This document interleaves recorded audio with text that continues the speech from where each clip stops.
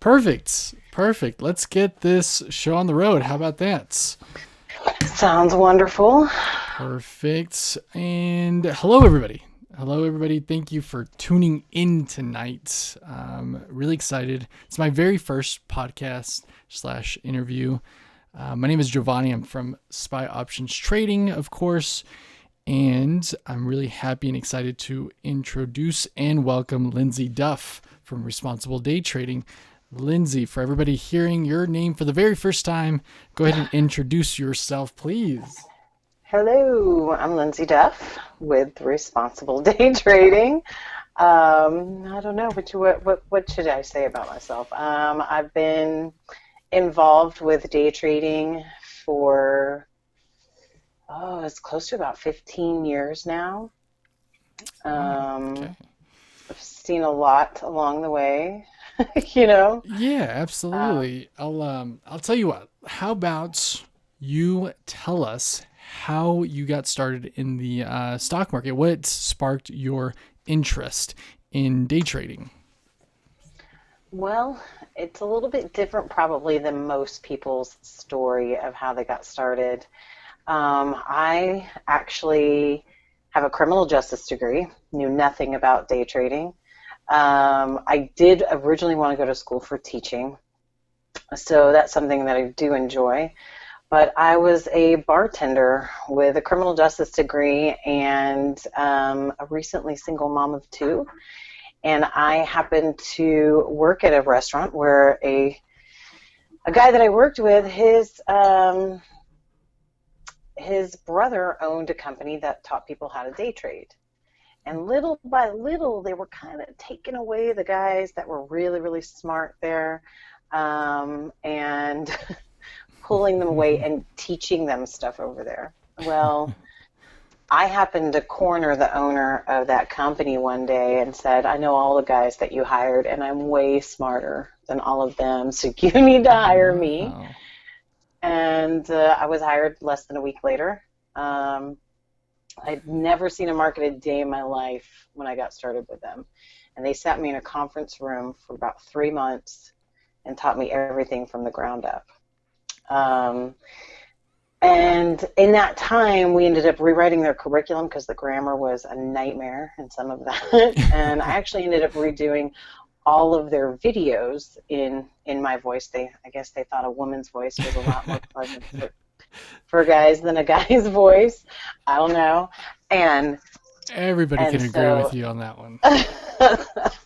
and so whenever when I first got started with that company, and I'll be very honest about this, I don't believe that I should have been teaching those classes when I was.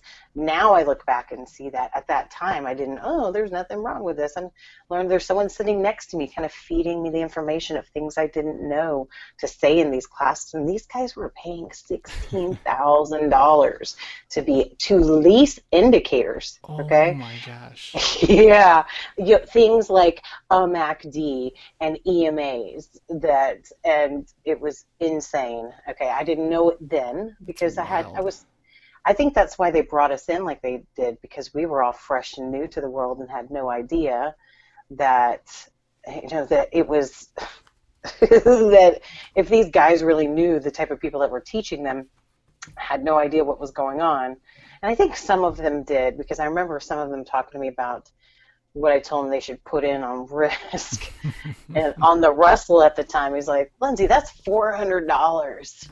You don't even realize what kind of risk that is on some of these accounts. So I'm like, oh, well, the risk to the reward profit, blah, blah, blah, Um, so, so what I did is I taught the beginner class for almost a year. Twice a day, I went through the entire curriculum with new students or people who were looking to be new students. So I knew that thing like the back of my hand It's awesome. after a year, because I was teaching it every day, and these guys were asking me questions that I didn't really know how to answer, and I had to really think about giving them the right answer. I didn't Wow. want to give them something that was just junk. And if I didn't know it, I had to go to the owner or whoever was there and say, hey, I need to answer this question for these guys.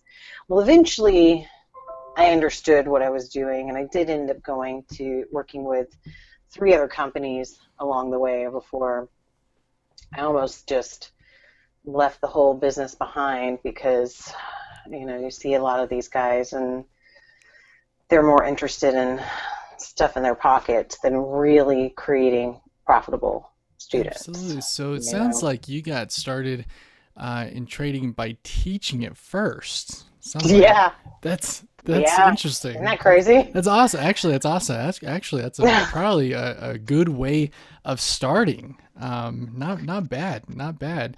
It is. I mean, in the beginning, I didn't have to go through that fear of losing the money, yeah, because it wasn't something that it was just like, well, this is just the way it goes. yeah, Um, but that came later. yeah, yeah, that, absolutely. that came later. Wow, amazing. And so you started with this new company, and how did you end up actually being able to place trades and make money or lose money? Uh, well, let's just tell you, my first trade, my first ever live trade, I didn't know I was live. Wow, that's a good thing, I think. No, it No. wasn't. I lost, I lost so much money for Oh the my company that I gosh. was working for. He comes running in. What are you doing? I'm like, I have no idea. Because we were trading on TradeStation at that point, Trade and station. we were using the order matrix, which was a nightmare to even understand how to use. That's why I love NinjaTrader because you can trade directly on the chart. Now, how long was Well, this ago? How many years ago? this was before the Russell went to the ICE exchange, Hmm. so it had to have been 13 years or so ago, Wow. Okay. 12 or Okay. 13 years. Yeah, so I'm just in there like not even knowing what I'm doing, just trying because he's like, today we're gonna sit you in here and you're gonna be able to play with the simulator and da da da da da. I'm like, sweet. Uh, he somehow accidentally had me on a live account and I was just clicking buttons, not even knowing what I was doing. Wow. Wow. And he comes running in freaking out. And he's like, thank God I had a cap on it because it would have been $3,000 in about 15 minutes. Okay. Well, that's relatively speaking not terrible. I Not mean, terrible, but not great. yeah, absolutely. At least it wasn't your money, right? Yeah, true, right? I lost my first account it was probably a couple of years after that, my own first personal account. Wow. Um, Amazing. and then, because I believe, I kind of think that's a rite of passage for a lot of people. You have to lose some money in the beginning well, you don't have to lose money, but I think that a lot of people do, and it has a lot to do with fear and anxiety, and it has nothing to do with their understanding of how to trade the market. It has everything to do with whatever's going on between their ears, Hmm. you know. Absolutely. So, no. So awesome. So you started basically teaching trading, and you accidentally placed a trade, not knowing that was your first trade, not Many of knowing them. that you were actually trading. That's an interesting story. I placed many of them, not just one. I was in there just clicking away, like, ooh, what does this do? Oh, what do we do when we do this? That is awesome. That is awesome. Yeah, Cool. that's how organized that company was. There you go. They were. Too funny. So That company is still around too. is it really? Wow. Yeah. Let's not name any names, but that's interesting to know that it's still around, and that's, are they thriving? That's the question. Are they thriving? I don't believe so. They used to be out, well, they were out of Texas, and we had a full office, a call center. There were like 6 or 8 educators. There was a whole sales center and everything. I mean, they were selling it for $16,000. It was, or leasing it for $16,000. But since I remember they had to sell off all the stuff, they had 8 cars, Oh whatever. I had to wow. sell off all those, had to Oh. close down the office and go down to 2 people. Oh my And goodness. I know they moved to California, I believe, last I heard. So So, it sounds like they weren't very profitable, but were they making more money, just out of curiosity, were they making more money off of their services or off of trading? oh, absolutely off of services. Man, that's Absolutely. interesting. Interesting. I would only see, at that time, I would only see the owner trade, and when I would kind of look over his shoulder and watch what he was doing, it was nothing like what we were teaching. Oh wow. And because I think that what they were teaching and what quite a few companies teach, they teach like an idealistic trade. Like when XYZ happens, then you enter the market. Well, I've come to realize that each trade is more like a fingerprint. Hmm. That I'm looking at 5 different charts, and each one has a little bit of the element that tells me it's time to take the trade. Yeah. And it never looks exactly the same. One of them may be doing one thing while another's doing another, and the next trade, those may be giving complete opposite signals. One's doing what the other one was doing. You know what I mean? Yes. Divergences and slowdowns and pullbacks and those type of things were Wow. just are put together to make that fingerprint of a trade. I gotcha. Absolutely. Now this kind of goes to what we're talking here. What's the first thing that the markets taught you, just in general? What's the first thing that the markets taught you? Well, the first thing that comes to my head is patience, but really it's probably humility. Humility. um, yeah, well, I mean, when I think I go to patience, well, because or to be humble, just to sit back and breathe, because what happens a lot of times is I absolutely attribute being able to trade into like you have to harness everything. You Hmm. can't be your mind can't be in 15 different places. I mean, sometimes it can, especially if you're not going to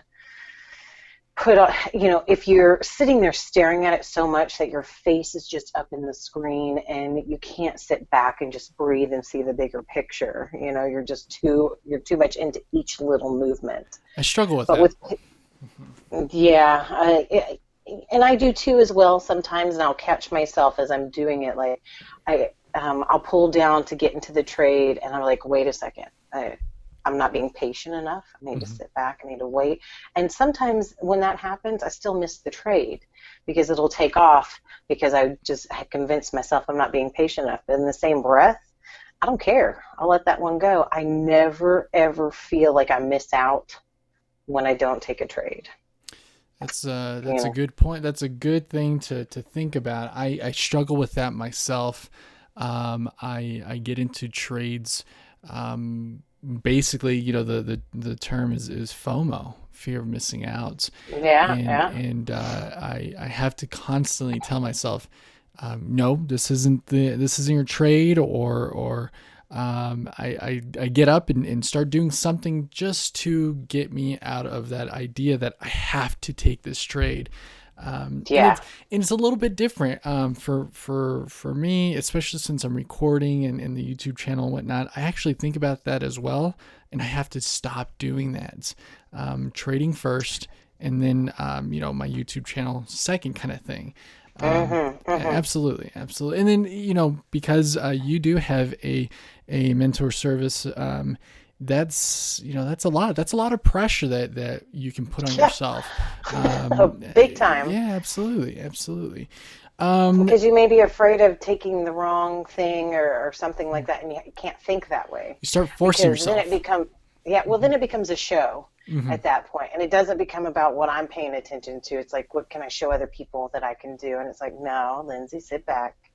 Who Hmm. cares if you miss that trade? Who cares if you lose a trade, especially if you took it for a good reason and you Oh, managed it properly? oh gosh, yeah, If you took it absolutely. for a good reason and it doesn't work out, you did the right thing still.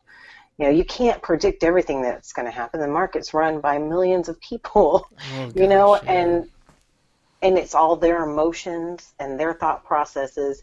And that's the one place, I think I told you this before, the market is the one place where you don't want to stand out. It's the place where you want to be in the crowd, Good because, advice. Good advice. yeah, Absolutely. Let's but it's also, you got to pay attention. no, absolutely. It's the market is a vicious place. It's a vicious tool to use. You gotta learn to Don't think of it that way. Don't think of it as okay. vicious, Yeah, because absolutely. but it's just it's a pattern. You're watching these patterns happen over and over again, and you can see when it's slowing down and pulling back and giving you enough time. Sometimes it gives you enough time to get in, sometimes it doesn't.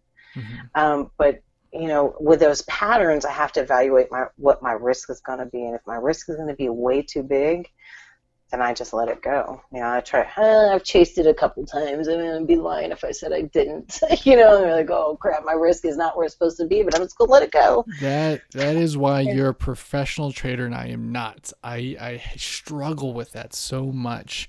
And I yeah, that's the part of trading that I have yet to figure out, and that's amazing when you can do that. Yeah. Yeah, Well, I mean, basically, you want to put your risk where you don't want the market to go, right? yeah, And mhm, you also want to make sure that that risk is worth whatever it is you're going to get out of it. mhm. So if you have a good profit potential, or you have an idea of where it may stop, you've hit the support area 3, 4 times, and it's pulling back and going back towards it again. Okay, when I get to the support area, I'm solid. I'm going to get out no matter whether it goes or not. Or at Awesome. least take my first target out, move the second one to a break even, and let it run. Wow, amazing. Absolutely. Tell us a little bit about your morning routine as a day trader. What is it? Do you do something every day the same way? How do you prepare for the day? It's not the same every day because I'd like to say I'm a creature of habit, but I'm also a rebel. So I don't like to be pushed into a box. So I mean, I get up in the morning about 15 minutes before I got to take my daughter to school. Hmm. Take her to school. Make sure, hey, did you brush your teeth? Did you eat? Let's go. It's time. Drop her off, and then I come back, and sometimes I do a little bit of meditation. I try and get, if I don't just do straight meditation, I definitely work out before, Hmm. because it helps me with clarity. If I'm working out before. When I don't work out before, I struggle. It's sluggish. My thought process isn't on point. I mean, I can do it, but it's just almost like a meditation too. Yeah. The meditation is big for me, and even if it's just 5 minutes, even if it's just sitting and breathing and picturing and telling myself, okay, today, we need to just breathe through things. We need to be patient.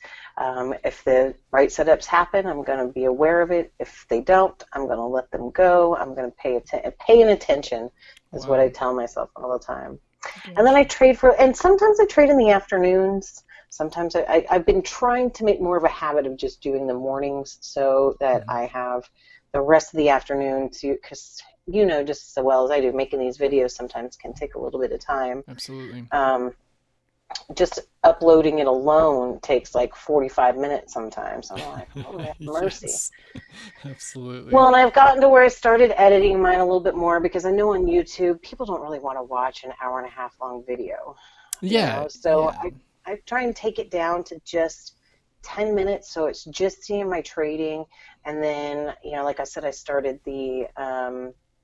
starting the vault on my channel, or on my website, to where I'm going to have the entire video on there for my students. And I think I used to kind of just sit and watch and not say a lot, but I'm trying to put a lot more education into those videos, so the thought process is a lot easier to see.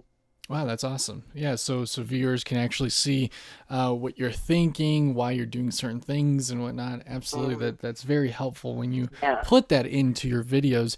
And you're right. Who wants to watch long, drawn out video recording of us just looking at the markets, just staring at things go up and down, up and down. Yeah, no, absolutely. That's all good things there. Let's move on to your sort of trading strategy, your methodology. I want to Okay. start off by asking you first, so viewers at home know, what do you primarily trade and why? Just mostly the E-mini S&P.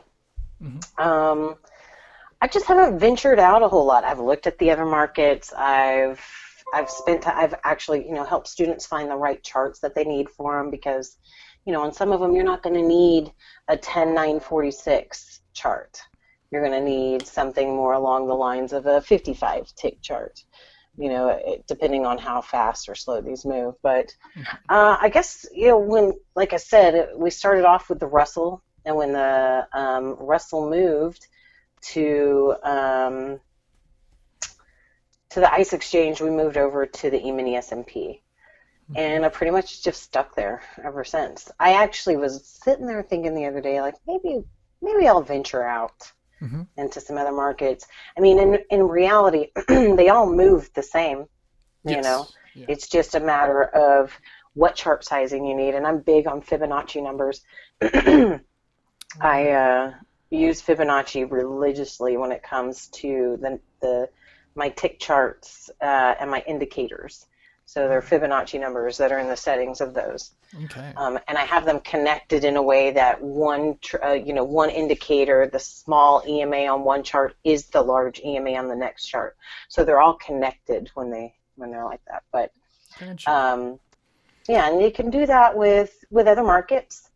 And so I'm looking. I've been looking at them a little bit, and I mean, I guess I'm just comfortable with the ES at this point more than Okay. So anything. it has nothing to do with like volume or volatility. It has nothing to do with that. It No. has more so to do with what is Lindsay more comfortable trading, seems like.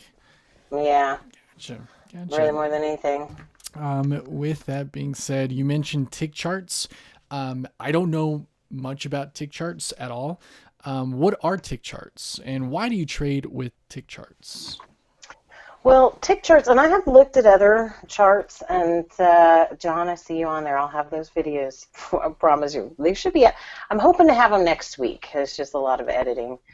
Um, but tick charts are, we're using tick bars.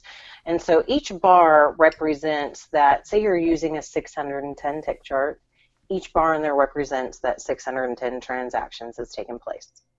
And it's not time related, it's not volume related, and whenever that transaction, when that 610th transaction, and that transaction could be one contract, it could be 1,000 contracts. It's just the one transaction.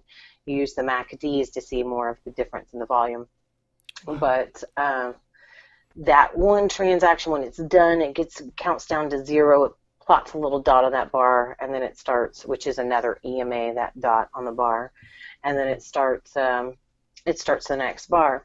So to me, it shows more real time than anything. I have used minute charts in the past. We used the 5 and the 15-minute chart, but I don't care for them as much. I feel Mm-hmm. like I don't get as much of a real time of what's happening. Mm-hmm. And pullbacks aren't as noticeable for me. The slowdowns with pullbacks aren't as noticeable for me whenever I'm looking at other types of bars or charts. That's interesting. Very interesting. I've heard of tick charts, and then obviously from watching your videos, I've seen them, but I've never even thought about pulling up a tick charts by any means. Probably worth definitely incorporating that into my own strategy. That's awesome. Well, and you do have to be careful. I'll be honest with you. You have to be careful with those. The smaller the tick chart gets, because it moves so fast. The way I explain it to my students is none of the charts are going to quote unquote lie to you, right? Yeah. It's just going to be a much quicker movement. So I look at the small charts like little children running around the feet of the gentle giants, which is what I call my big charts, my 10, 9, 46, they're all going in the same direction. Just the little charts are running circles around the feet of the big charts, Yeah, I got you. And yeah, so it may change direction a bunch. So you have to be careful that you're not trying to trade always in the direction of the smaller chart. It may be giving signals for, not necessarily giving signals, but it may have shifted our bias to the downside on a 55 or a 233 or a 610. But if I look at my 10,946 and my 4181 and my 1597, which is my trading chart, is my 1597, I do kind of go back and forth between the 1597 and the 4181. Because the bigger the chart, the stronger the areas. But when I'm watching those, it may be that the direction is showing down on my smaller charts and up on my larger charts, and the movement should be to the upside. It's just pulling back and being ready to snap back into that area. So Interesting. that's So what I have to pay attention to. it sounds like it works just like time duration, like a regular candlestick chart where the 5 minute, 10 minute might conflict with one another, but Yes. the actual trend is, say, the 15-minute chart. Okay, so it works pretty Right. much the same, it sounds like. Interesting. Right, and I have to be careful too with even my own wording and my thought process when I am looking at the trend. Excuse me, because the overall trend may be to the downside, but the move is now showing us divergences and reversal bars and pulling really far away from the areas, and I look at those as magnets to snap back. So the overall trend may have been to the downside, but we know it's coming to an end. The problem with that, and people have to be careful, is that they'll continuously look for the reversal to be the first one in to go the opposite way. Ah, And yes. yeah, so you have to start training yourself to not take each little reversal, maybe even wait for it to start moving in that area and wait for the smaller charts to give you a lower risk entry to get in, a tiny little pullback to get in on it.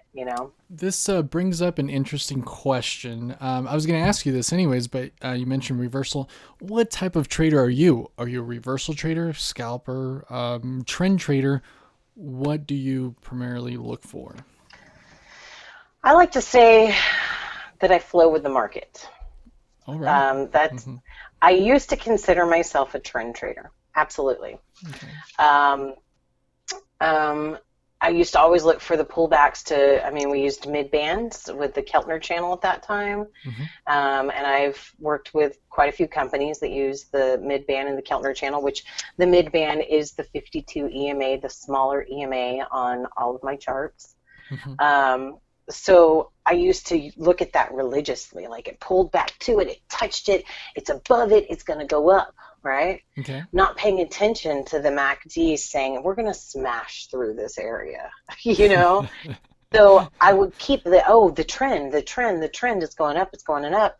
And so it pulled back into that area, and blindly you would get in because that was what I was taught to do. Okay, well, we're pulling back to this area. It's touched it. You should already have a limit order waiting there and get in, or whatever it may be. And I'm just like, no.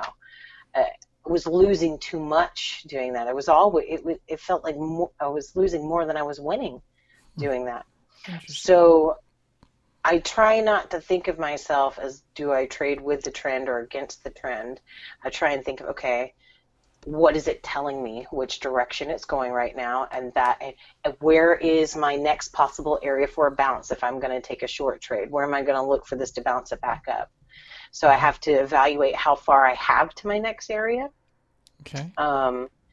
And if I have the balls to take it at that time, because sometimes if it's a very quick one, I'm like, oh, I'm not going to do it. It's too fast for me. It's not enough space. I need some more space to run.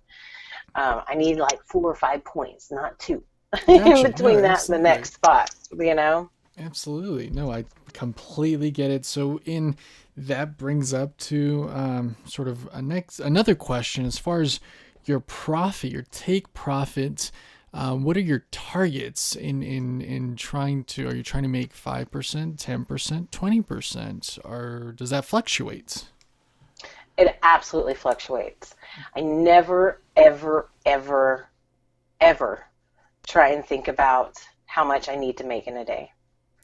Because if That's I do that, if I think, oh my gosh, today I've got to walk out of here with 4 points, I'm going to walk out with a losing day, is what's going to happen. gotcha. Because I'm trying to make it happen. Yeah, Okay. I gotcha. Um, I know guys who have a 2 point goal each day. I think that's not a bad goal to have. My first target is always set at 2 points. My Mhm. second target is always set at three, but I always move the second target Gotcha. further, usually. It's funny that you explain it in points. Explain to me what do you mean points whenever you're thinking about trading? I see your Oh, sorry, I'm thinking, yeah, the E-mini S&P 2 points is $100. there you go. So it's Awesome. $50 a point. Hmm. So I'm looking for, most people are looking to start off making $100 a day. So my first target is set at $100. My second target is set at 150. So it's set at 3 points. Okay. Um, Once I hit my first target, a good majority of the time, I move my stop to a break even. Um, if it's in a bad area where, I say where you want the market not to go, well, where the market could still go back and still push in that direction, Hmm. sometimes I'll wait a little bit longer to move it. Okay. I do hover over a close button. So if it is pushing, so say it's taking my first target out and it's pushing up, and I can tell it's not going to quite make it to my next target and it starts pulling back, I may go ahead and hit close. Okay. Because if you move the risk up and you move that risk to the same spot that the price is, it won't let you close it out. You have to be one tick behind there. Oh wow. And so you may find yourself just moving one tick more, one tick, oh crap, so I Yeah. just hit the close button. Interesting. Okay, so it's almost like talking about spreads. Well, in my trading, I talk about spreads. Getting into like an option, the spread might be 5 cents between the bid and ask. Is that Mm-hmm. is that somewhat what you're talking about? Um, you mean, so you're saying it's 5 cents between where you're looking to get in and where you're looking to get out? The spread in, for example, the bid and ask of the actual contract, or if you're trading the underlying stock, the bid and ask could be a lot different. Sometimes it could be 5, sometimes it could be 10 cents, depending on the volatility. I'm talking about options here, but when you're talking about Yeah, I don't exit, trade options. I haven't worked with options ever really, so I'm really sorry if I don't interesting. have. Yeah. No, I mean I have really only worked with future E-mini S&P, um, Nasdaq. Um, I mean, like I've seen some. It's just all futures markets that I've worked with, and that's it. Gotcha. Interesting. Yeah. So I want to ask you because I have trouble with this myself. Okay. How do you handle a losing streak? Well, so a losing streak for me is never more than three trades. Um, if I trade more than if I trade three trades and they are losing in a row, then I know that I'm not paying attention to what's going on. So I stop at that point. Interesting. You're saying maybe you're losing because not necessarily because of your strategy, your methodology. It's more so like a mental thing. 100%. Wow. That's Yes. that's awesome. That's wow. That's Because it awesome. tells me that I'm not paying attention. Because if I was paying attention, there's no. Okay, so the most I've had in a row in a very long time is two losing trades. Because once I get to my third, I'm done for the day, and I haven't had it done for the day in quite some time. Wow. But those first two, sometimes I'm like, okay, I got in a little bit early. What, chase that one just a little bit. I'm waiting for the right moment now. Yeah. Now I'm like, okay, I can see what I'm doing, and I try not to really evaluate my trades while I'm still trading. But now I can look at it and go, okay, Lindsay, you're not paying attention. You got in a little bit early. You need to wait for that pullback. Wait, because I'm always waiting for a pullback. I'm always waiting for some sort of either roll off the zero line in the MACDs, not necessarily the zero line. Sometimes it's higher or lower. Sometimes there's a lot of distance to the zero line. Or I'm waiting for a pullback with something like divergence, which you're familiar with divergence, right? When Yes. the price and the MACDs are one's telling you up, the other one's telling you down. Or retracement divergence. Are you familiar with retracement divergence? No, I'm not. Oh, retracement divergence is amazing. So it's like when they both pull back. So say both the price and the MACDs both pull up, but the price pulls up almost, say 75% of the original move, and the MACDs only pull back 25% of the original move. Okay. The MACDs are like, oh, coughing, getting up there like, nope, we're not doing this, and coming back down. So those are big. Those with reversal bars, pretty much my bread and butter, my jam. Well, you keep saying the MACD. Obviously, you trade with the MACD. Any other indicators that you can tell us that you trade with? I have the MACD, moving average convergence divergence, if anybody doesn't know what that means. And even that is still a mouthful. And I use 2 EMAs, well, 3 EMAs if you include the close on the bar. Gotcha. Right now I currently have 2 MACDs because I was getting one of my students set up with his charts, and he's like, well, here's the MACD that I found. I don't know why he didn't, because I have the MACD on my website. I mean, it's free for anybody to go and pull it off and look at it, right? Awesome. But he couldn't. Well, I have the MACD. I actually have how you set up your charts like mine absolutely free on my website, so no one has to, you can go and just learn how to use NinjaTrader for the first 6 videos and never look at my stuff again, which is cool. I hope it helps people, No, absolutely. So he actually had another MACD that I'd never seen before, and it was just the way the dots change colors differently, and I fell in love with it. Like immediately I was like, what is this? And so I actually have both the MACDs on my charts now. If I could find a way to overlay those in the way that I want them to overlay, I would just have one. But they both change colors, and both of them have significance when they change colors. And I just use that, and I use 2 exponential moving averages. Okay. Well, 3, like I said. Yeah. The third one is the close on the bars, and that's just a 1 EMA. Is all that is. Oh, wow. So that's all it is. It's a 1 EMA, and then we use a 55 and a 144 EMA, and that's it. Wow, alrighty. Wow, the 1 EMA. I've never heard anybody using a 1 EMA. That's interesting. Yeah. That's something new. Let's see here. I wanted to ask you, who do you trade with? Who's your broker? What do you use as your platform? So I'm using NinjaTrader for the platform, and I'm using Dorman as my broker. Gotcha. Did it take you trying out many brokers before you found the one? No, I just used what NinjaTrader had, and it was,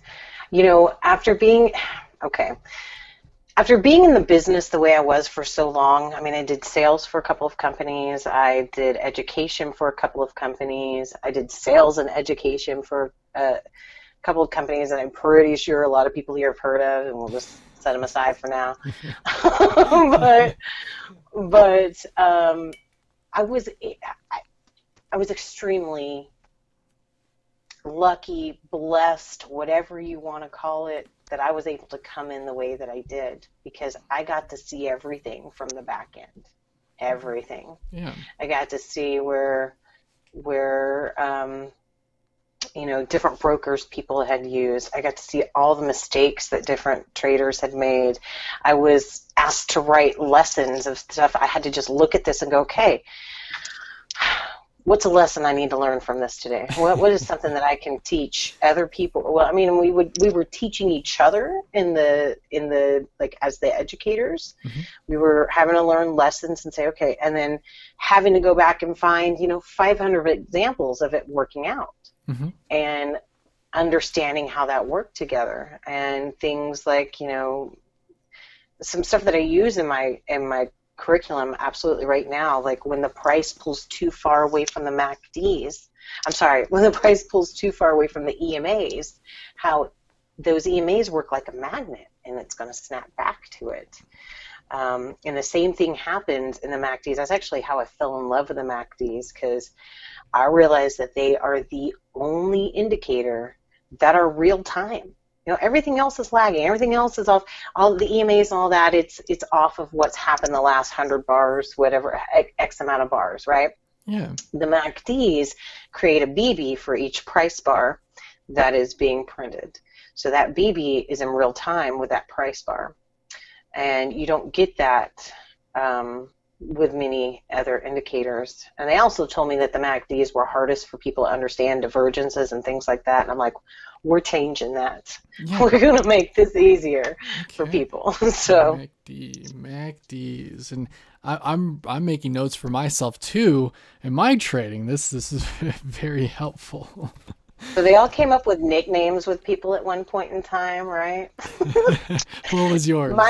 Mine was the Mac Diva. Mac Diva. Hey, that's pretty good. Not bad. Not bad. Yeah. Should put that as like your Skype name or something. Mac Diva. Something like that. Or your license plate, something. Oh, Lord. Too funny.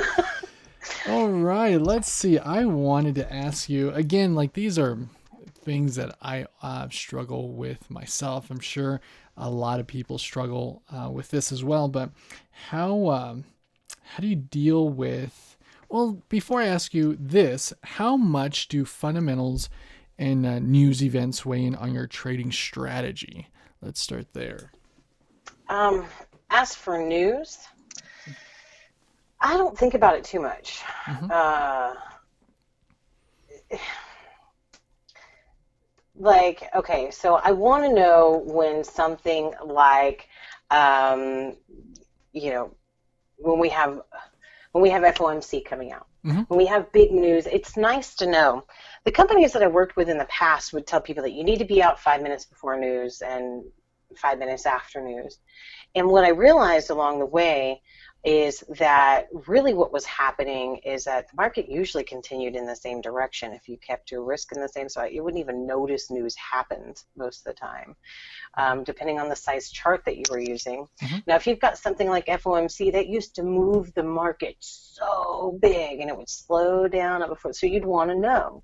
And you need to know when contract rollover is going to happen and things like that. So I do take a look at news. I only look at news that affects the U.S. dollar, and I only look at high impact news. Yes, absolutely. I religiously go on forexfactory.com to look at upcoming events or news pieces or whatnot, and of course, high impact news. And I'm one of those traders that if there's news coming out set to come out at 10 o'clock Eastern time, I'm not in a trade. I'd rather not be in a trade.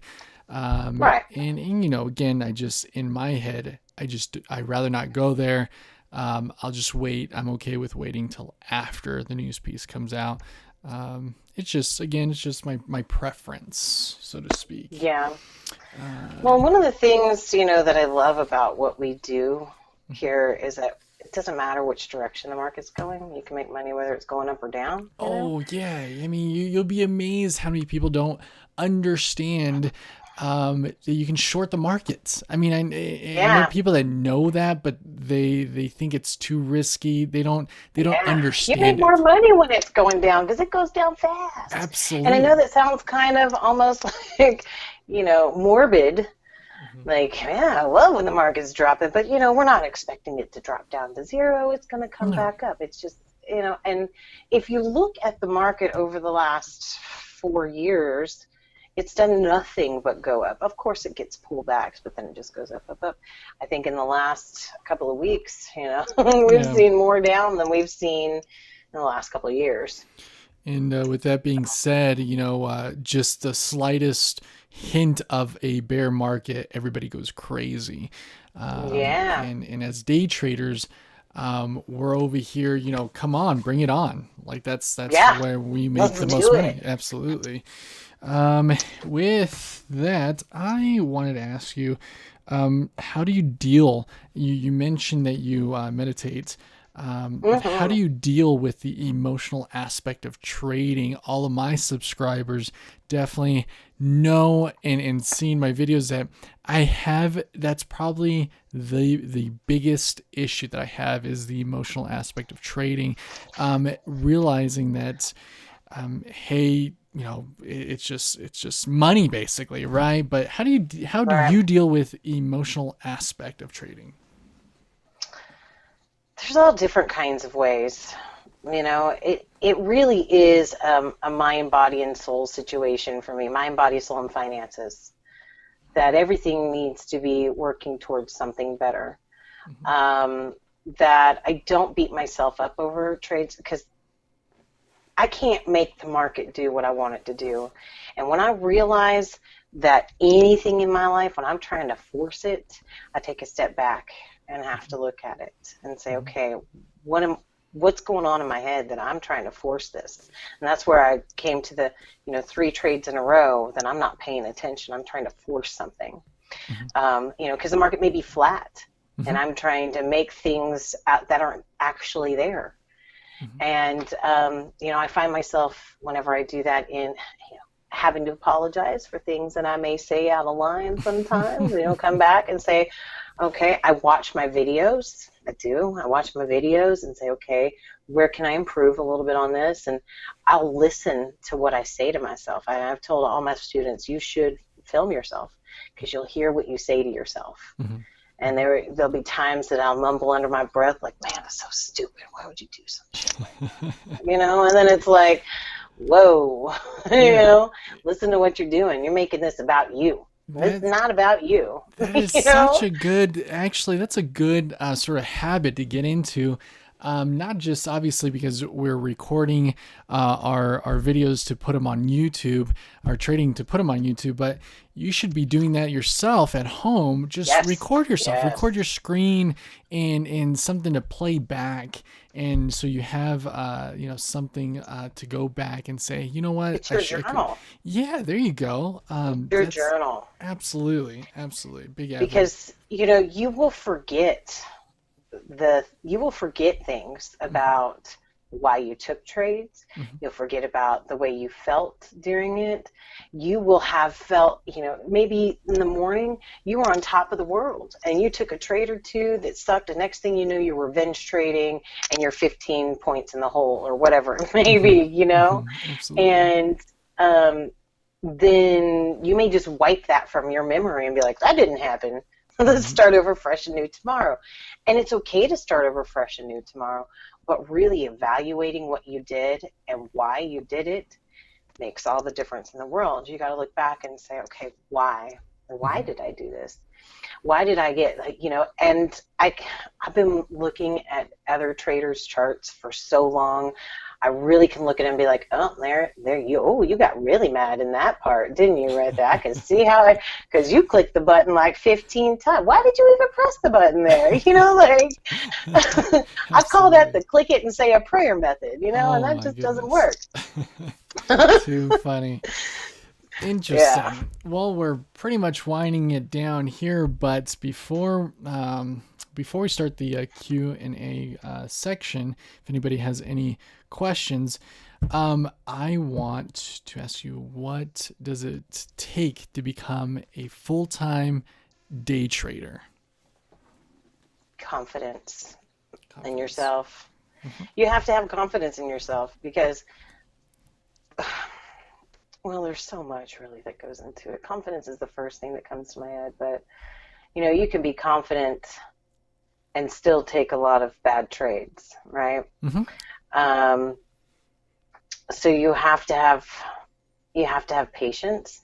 You have to, okay. Number one, don't think about the money. The minute you start thinking about the money is the minute you start handing it over. I mean, whether you if you have a great day and then the next day sucks, it's all about the money. Like, oh man, I made so much money today, and the next day, like, oh, I'm terrible, I lost all this money. Mm-hmm. So you got to not think about the money, and you really have to think, what is the right thing to do right now? What is it telling me? Am I looking at just one signal and trying to go with that? Or am I looking at, everything telling me that it's pushing in this direction, and then having the confidence to pull the trigger at the right time? But in that same breath, having the confidence to pull the trigger at the right time comes with experience of losing a lot. Mm-hmm. You have to learn from that stuff. You have to take trades that don't win, and you have to do that in simulation. A lot of people just try and go in like, I'm just going to throw some money at this, and next thing you know, they've lost everything, and they go, oh, I'm a terrible trader, and really they just didn't learn everything they needed to know before they got started. Gotcha. Absolutely. Well, awesome. Thank you for that. And I guess you kind of answered this question along with that, but what is your number one piece of advice that you have for, let's say, beginner traders? Oh, it's definitely don't think about the money. Gotcha. Mm-hmm. That would be like, someone just starting out fresh and new as starting out at the bottom of the barrel at a business, right? You're starting out at the bottom, and eventually you want to make your way to the top. But if you just think about the money to get you to the top, that's not going to do it. You got to think about the time and the care and the maintenance and the practice and the learning and the understanding of the company to become that top dog. There's a lot more. I mean, I do a lot of reading. I listen to, Tony Robbins. Like, I have a lot of books that I listen to along the way that are things that are just about being centered, being in the now, and learning to just, pay attention every day. Gotcha. All righty. Well, you guys all heard off from Lindsay Duff here. But before we let you go here and we start the Q&A, I want to talk about the services that you offer, your mentorship and whatnot. Tell us a little bit about that. What comes with the package, so to speak?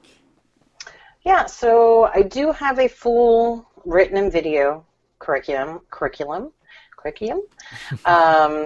It does start at the very beginning of how you set up NinjaTrader and all that, and then we go into what is a tick, what is a tick bar, what are EMAs, what do we need to know about the EMAs, and then what do we need to know about the MACDs. Now, how do we put these together? Okay. I am continuously working on it. I don't think it's something that I could just be done with ever. Mm-hmm. I think there should always be new videos coming in. If a student has an issue understanding something in particular, I'm like, let me know. I'll make another video because maybe there's 15 other students that don't understand that either. I mean, it's been a long time since I put fresh new eyes on that type of thing, right? Yeah. So it may have been a long time since I thought about, I don't know, reversal bars or whatever it may be, and maybe you need a little bit more input to that. Mm-hmm. When I work with my students, I have homework that they complete and they email to me, and I do a very thorough rundown of their homework. If they don't understand one of the concepts that I want them to do homework over, then I'll spend 20 minutes on that video going through showing them, here's the example, here's what it needs to look like, this is what you're missing, mm-hmm. and send that to them so they have that forever. Mm-hmm. And then once they're ready to get to, they're ready to pull the trigger, then at that point, you start saying things like, let's go through, or at that point we start going through hour-long sessions, and we go through their trades, we go through whatever it is they need to go through, and we record that, and I send that to them too. So awesome. You care about your students. That's the important Yeah, parts. I really, I really do. Um, I'm a people person to begin with, and I love people. And I think that a lot of people don't give themselves enough credit for Mhm. how intelligent they are. And and I really try and build them up as they're going through it, saying like, you do understand this. Let's go through this part, and we work off their strengths also, and we Awesome. build on their weaknesses, Awesome. because I do not believe that everybody needs to trade like me. I may be looking for a short trade while one of my students is looking for a long trade, and we're both correct Wow. because one of us may be looking for the pullback while the other one's looking for the push, Hmm. you know? And Absolutely. you just got to know where to make that limit of, okay, where's my target? Where should it be? When's the slowdown happening? Those type of things. Absolutely. I want to note anybody interested in looking at Lindsay's website. I put a link down in the description below. Learning more about the way that she trades or looking to get into her mentorship, there's a link down below. I want to get, and I don't mean to cut you off here, but time It's okay. restricted here. Yeah, no, I I told you I Q&A. can talk. We can talk forever. That's absolutely fine. Clint. And real quick, if anybody has questions outside of this, I'm a pretty easy person to get in touch with.